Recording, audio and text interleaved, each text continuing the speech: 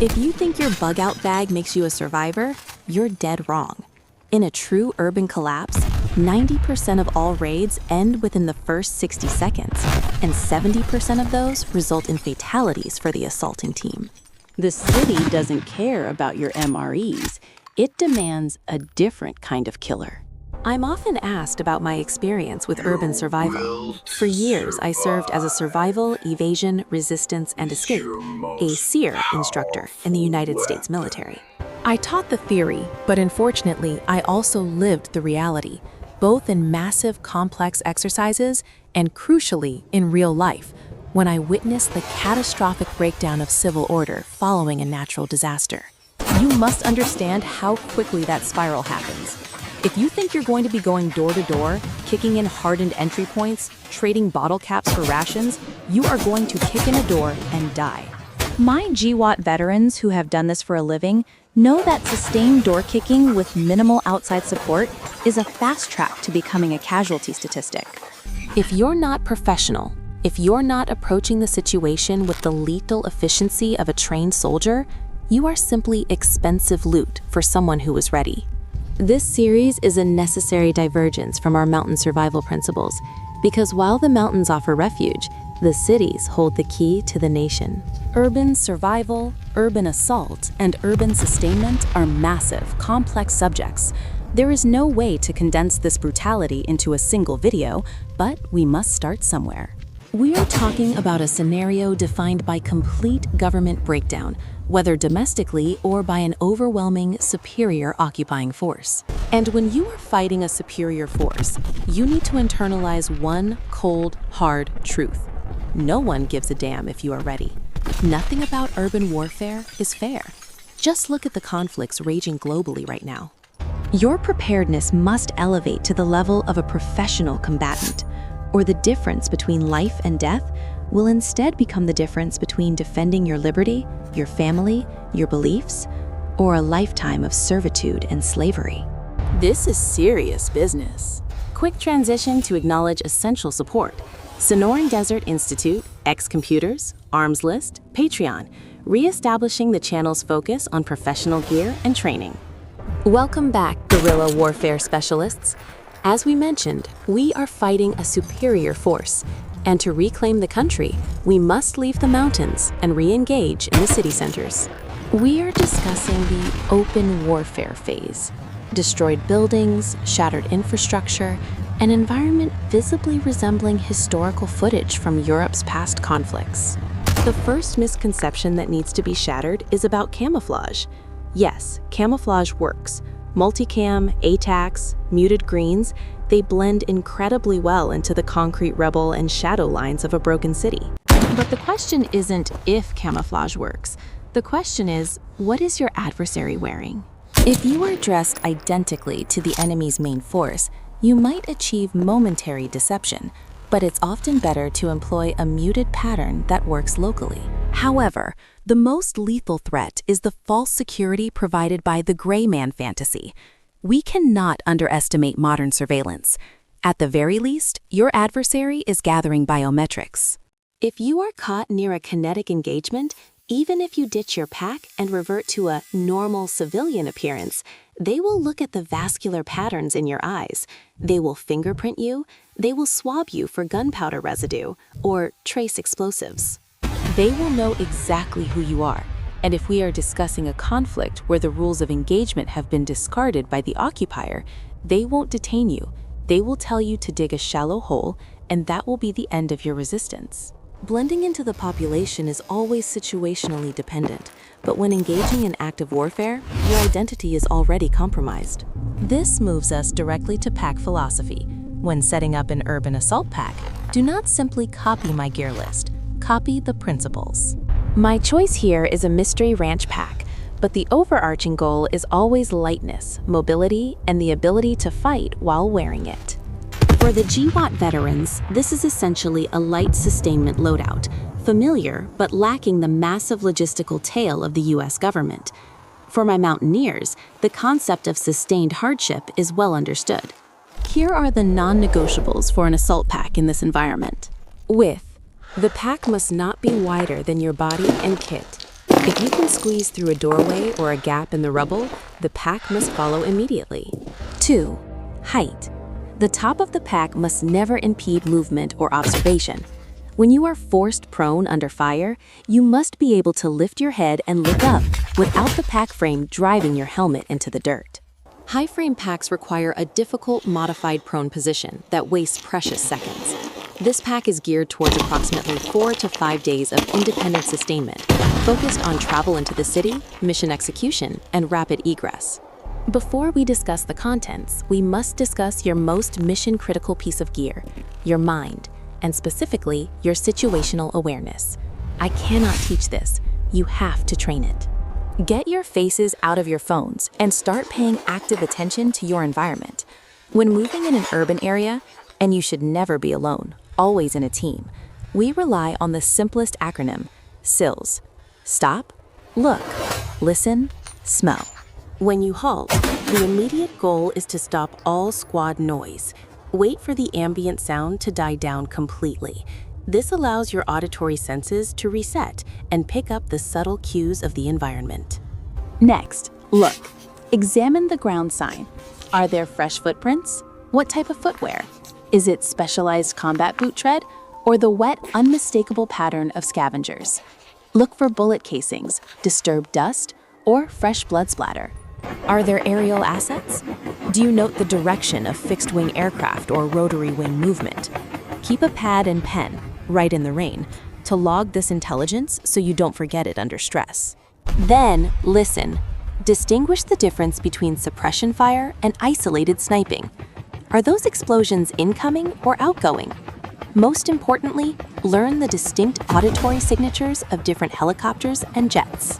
Friendly forces sound different from enemy assets, and recognizing a particular rotor wash noise can be a matter of life or death evasion. Finally, smell. This is often the most primitive and overlooked sense. If you have been living off-grid, your scent profile changes drastically due to diet and lack of hygiene. Can you detect the unfamiliar? Do the enemy forces smell of cheap soap or detergent? Do they smell of a different diet? Most critically, is there the smell of gasoline when your force has long since lost all mechanized transport? When I taught evasion, the sound of an approaching engine, often accompanied by the subtle smell of combustion, would spike the pucker factor instantly. You must train to keep yourself calm under that immense sensory pressure. With SILS mastered, we move to the physical contents, starting with the highest priority, hydration. You can survive about 3 days without water in a military operation before you are statistically dead. But I can tell you from personal experience in dehydration exercises, by the end of day 1, you are cramping so severely you have to use the ground to pry open your fingers. By the end of day 2, you are mission ineffective, awaiting death. In the city, water is toxic. Never assume it is safe. In the jungle, we avoided canopy runoff because of animal feces. In the city, birds, rats, and other vermin defecate on rooftops. That water hits the feces, liquefies it, and you catch what you think is fresh rainwater. It's contaminated liquid waste. Furthermore, groundwater in an active war zone will be contaminated with fuel, explosives residue, and chemicals. My setup is basic. I use multiple collapsible water bags like the MSR or HydroPack systems. These scrunch down to nothing when empty, allowing me to plus up my capacity easily, sometimes up to 20 liters if necessary for a long transit, though that load is highly excessive. Crucially, I rely on a robust filter, usually one rated for 100,000 gallons, such as a Sawyer. I favor gravity-fed systems because time spent at a water source is time spent exposed. If a water source is clean and reliable, others will know about it. To minimize exposure, you must be able to dip and go. Fill the collapsible bags with dirty water, scrunch them closed, and move immediately to a secure location, a basement, a covered overpass, to purify using gravity flow. I mandate clear separation, dirty bags, clearly marked, and clean containers like a hydro flask. Never, ever mix them, or you invite dysentery and rapid mission failure. Given their low weight, I always carry an extra filter. Next, mission essential. This category changes based on your objective, but certain items are fixed. Ammunition, kept in stripper clips at the very top of the pack, in the claymore pouch, typically, for quick access to resupply empty magazines. Batteries, sustaining comms, observation devices, and radios. But the single most expensive yet most essential item is a thermal observation device, TOD. I understand these are cost prohibitive for most civilians, but look at any current conflict.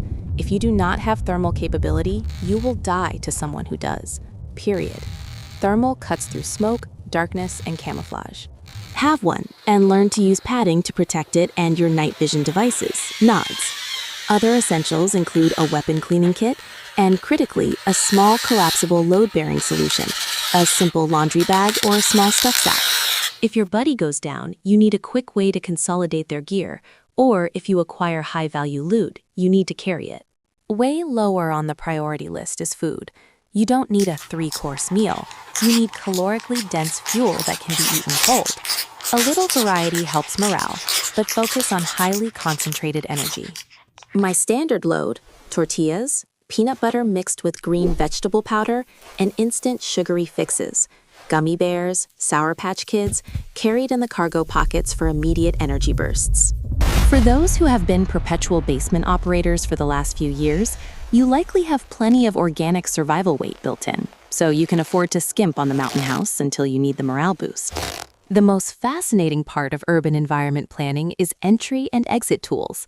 The vertical and man-made structure of a city means you will be bottlenecked by doors, fences, and rubble. Having multiple avenues of escape is paramount, so these tools are as much about getting out as they are about getting in. The quietest option is always a lock-picking kit. This requires practice now. It is slow, but silent. For loud, expedient entry, someone on your team must carry a heavy-duty bolt cutter, absolutely essential for chain link, padlocks, and rebar. A sledgehammer or an axe also suffice, depending on the barrier material. But if you want the key to the city, you need a breaching shotgun. This is an 870 MCS. For most operators, a standoff device is highly recommended to maintain consistent distance and angle. When breaching, you must use dedicated breaching rounds. Buckshot and slugs can work, but the ricochet danger is unacceptable. Rounds from companies like Royal Arms or Federal are designed to vaporize upon contact with the door mechanism, eliminating ricochet risk. Practice the angles and techniques. Note that I have a lanyard and magnet system to attach this weapon to my plate carrier immediately after breaching, keeping it out of the way for transition to my primary weapon. If you are extremely specialized and can source explosive breaching charges, learn the theory and techniques, but that's a whole other video. Moving past kinetic entry, we address shelter.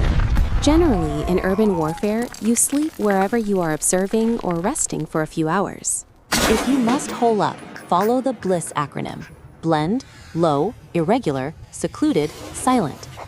Be low to the ground, but not so low that you cut off all avenues of escape. And focus on the final S, silent. Think about the noise you make just tossing in your sleep on concrete or gravel. That noise is amplified. Since we discussed thermal threats, you need counter-thermal measures. This thermal poncho, often two-sided, from manufacturers like Ralph Camo, provides a small layer of protection. Crucially, it must not touch your body.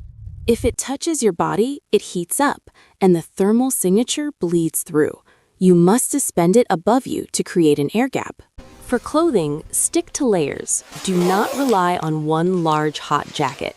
You need thermal base layers, both top and bottom, and a robust rain protection layer. Always, always carry a pack rain cover for added camouflage and water protection. And finally, your feet. Socks. Always carry at least 2 extra pairs.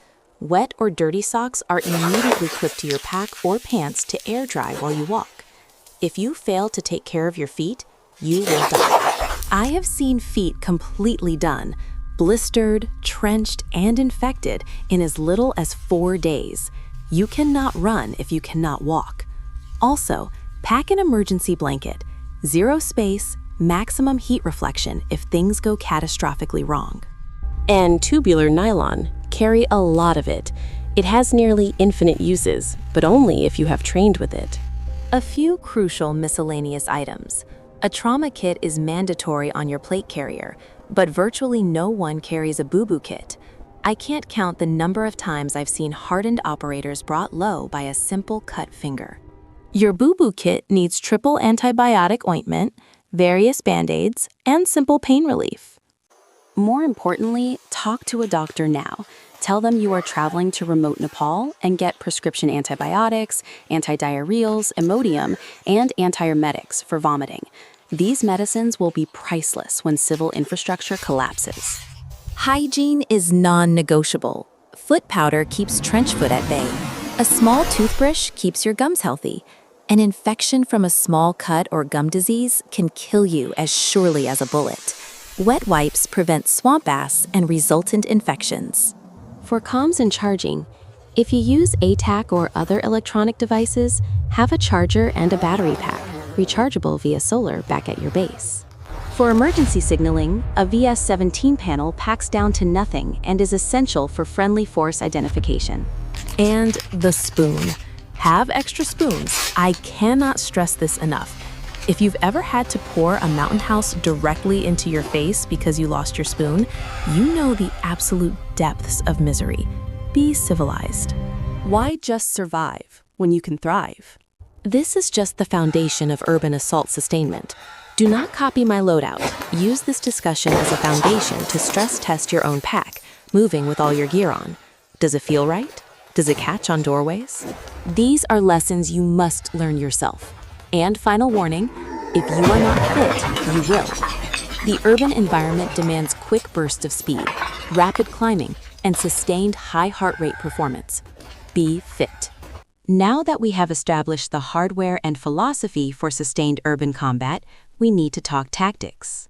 In our next video, we are breaking down the critical three-man team dynamics, how to enter and clear a vertical structure without becoming a casualty, and why your perception of muzzle flash is wrong.